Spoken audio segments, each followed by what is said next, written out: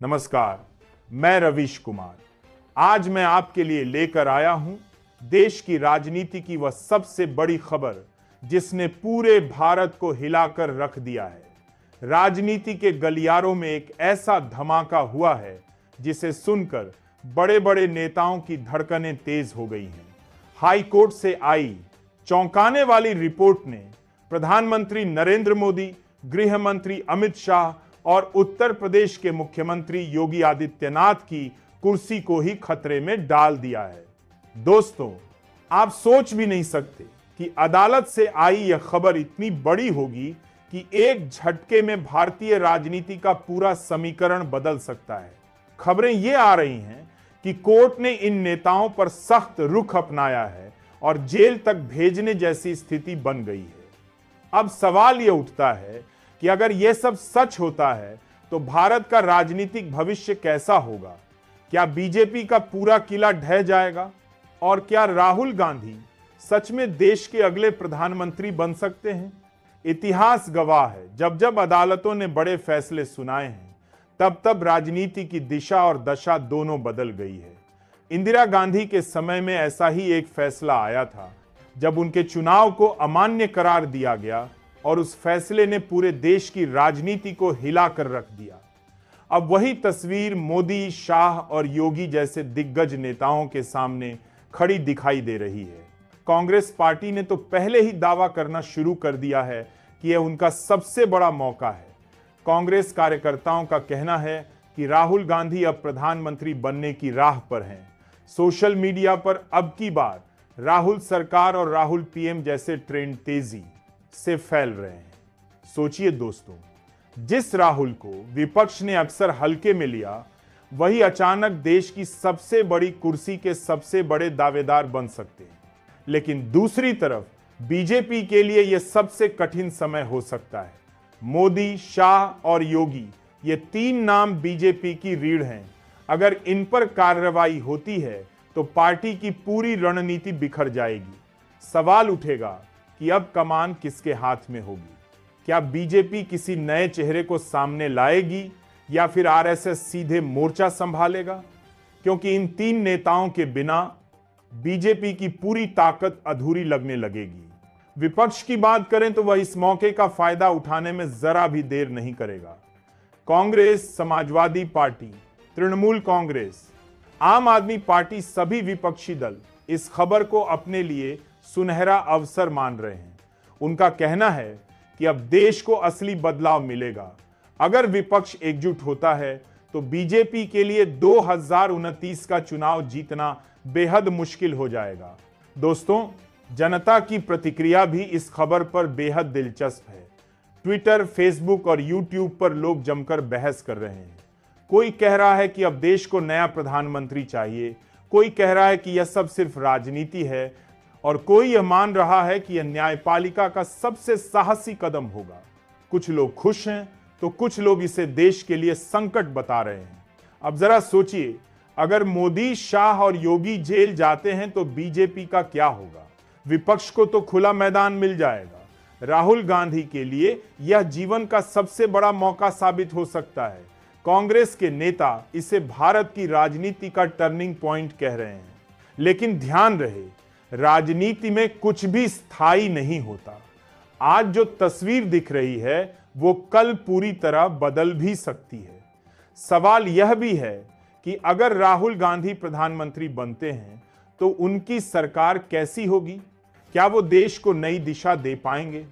क्या वो अर्थव्यवस्था, विदेश नीति और सुरक्षा जैसे बड़े मुद्दों पर मजबूत नेतृत्व दिखा पाएंगे, या फिर यह सब सिर्फ एक राजनीतिक खेल रह जाएगा? दोस्तों, इस खबर ने केवल भारत ही नहीं बल्कि पूरी दुनिया का ध्यान खींच लिया है। अंतर्राष्ट्रीय मीडिया भी इसे कवर कर रहा है। विदेशी अखबार लिख रहे हैं कि भारत की राजनीति में एक बड़ा बदलाव होने वाला है। निवेशक भी इस खबर से चौकन्ने हो गए हैं, क्योंकि जब भी राजनीति अस्थिर होती है, अर्थव्यवस्था पर उसका असर तुरंत पड़ता है। और सोचिए दोस्तों, अगर वाकई मोदी, शाह और योगी पर अदालत की गाज गिरती है तो इसका असर सिर्फ राजनीति पर ही नहीं बल्कि आम जनता की जिंदगी पर भी पड़ेगा। बेरोजगारी, महंगाई और किसानों के मुद्दे पहले ही गर्म हैं। ऐसे में अगर सत्ता की कमान बदलती है तो नई सरकार को तुरंत इन मुद्दों पर कदम उठाना होगा, वरना जनता का गुस्सा और बढ़ सकता है। दूसरी तरफ कांग्रेस के भीतर भी माहौल आसान नहीं है। राहुल गांधी को आगे बढ़ाने की कोशिश हो रही है, लेकिन कांग्रेस के भीतर कई नेता हैं जो खुद को भी प्रधानमंत्री पद के लिए योग्य मानते हैं। सोनिया गांधी की छाया से बाहर निकलकर राहुल कितना स्वतंत्र होकर फैसले ले पाएंगे, यह भी बड़ा सवाल होगा। बीजेपी की बात करें तो वह भी हाथ पर हाथ धरे बैठने वाली नहीं है। पार्टी के भीतर कई बड़े चेहरे हैं। नितिन गडकरी, राजनाथ सिंह, शिवराज सिंह चौहान जैसे नेता जिन्हें अचानक फ्रंट पर लाया जा सकता है। अगर मोदी, शाह और योगी को कोर्ट से राहत नहीं मिलती तो पार्टी इन्हीं नामों को आगे कर सकती है ताकि संगठन कमजोर न हो। आरएसएस की भूमिका भी इस स्थिति में बेहद अहम होगी।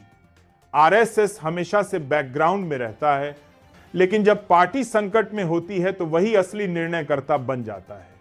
ऐसे में यह भी हो सकता है कि आरएसएस ही तय करे कि बीजेपी की बागडोर किसे संभालनी है। अब बात करें अंतर्राष्ट्रीय राजनीति की। दुनिया की नजर हमेशा भारत पर रहती है, क्योंकि भारत आज वैश्विक मंच पर बड़ी ताकत बन चुका है। अमेरिका, चीन, रूस और यूरोप सभी ये देख रहे हैं कि भारत में नेतृत्व किसके हाथ में रहेगा। अगर नेतृत्व बदलता है तो विदेश नीति पर बड़ा असर पड़ सकता है। उदाहरण के लिए, राहुल गांधी अगर प्रधानमंत्री बनते हैं तो उनकी विदेश नीति मोदी से बिल्कुल अलग हो सकती है। इससे भारत के रिश्ते बदल सकते हैं। दोस्तों, राजनीति की दुनिया में कभी भी कुछ भी हो सकता है। आज हालात ऐसे हैं कि प्रधानमंत्री मोदी का गुस्सा 7वें आसमान पर है। नीतीश कुमार और चंद्रबाबू नायडू को लेकर उनका गुस्सा तो सब देख ही रहे हैं, लेकिन असली सवाल यह है कि अगर मोदी जी ने यह गुस्सा राहुल गांधी पर निकाल दिया तो क्या होगा। क्या राहुल गांधी को भी जेल का सामना करना पड़ सकता है, या फिर राजनीति का पूरा खेल बदल जाएगा? आज हम आपको स्टेप बाय स्टेप पूरा सच बताएंगे। सबसे पहले समझिए कि मोदी जी का गुस्सा सिर्फ अचानक से नहीं फूटा। पिछले कुछ महीनों से लगातार 3 बड़े मुद्दे उनकी नाराजगी की जड़ बने हैं। पहला, गठबंधन की धोखाधड़ी, जहां नीतीश कुमार का बार बार पार्टी बदलना और बीजेपी को मुश्किल में डालना शामिल है। दूसरा, करप्शन केस, जहां नायडू पर घोटालों के गंभीर आरोप लगे हैं और उन्होंने कई बार केंद्र की नीतियों का विरोध किया।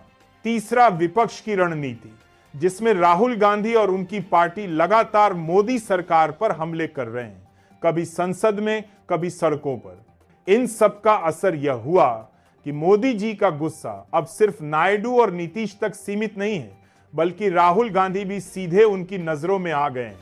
अब सोचिए, अगर मोदी जी ने नीतीश और नायडू पर कार्रवाई शुरू की तो अगला टारगेट कौन होगा? राजनीतिक जानकारों का मानना है कि अगला नंबर राहुल गांधी का हो सकता है। पहली वजह है कि राहुल गांधी के खिलाफ पहले से कई मामले दर्ज हैं, जिनमें मानहानि केस और ईडी की जांच शामिल है। दूसरी वजह, राहुल गांधी बार बार मोदी और आरएसएस पर निजी हमले करते हैं, जिसे मोदी जी अब व्यक्तिगत अपमान की तरह देखते हैं। तीसरी वजह, विपक्ष की एकता का चेहरा राहुल गांधी ही बने हुए हैं। अगर राहुल को कमजोर कर दिया गया तो पूरा विपक्ष हिल जाएगा। यानी साफ है कि मोदी का गुस्सा अगर और भड़का तो सबसे बड़ा झटका राहुल गांधी को लगेगा। अब मान लीजिए मोदी ने सख्ती दिखाई और राहुल गांधी को घेर लिया तो क्या होगा? यहां 3 बड़े नतीजे बन सकते हैं। पहला, कानूनी कार्रवाइयां तेज हो जाएंगी। राहुल गांधी के खिलाफ चल रही ईडी और सीबीआई की जांच अचानक तेज कर दी जाएगी। पुराने केस दोबारा खोले जा सकते हैं और नए केस भी बन सकते हैं। दूसरा, राजनीतिक मुश्किलें बढ़ेंगी। संसद में राहुल गांधी की आवाज दबाने की कोशिश होगी। बीजेपी राहुल को देशद्रोही, भ्रष्ट या झूठा करार देने की पूरी रणनीति बनाएगी। तीसरा, इमेज वॉर छिड़ेगा।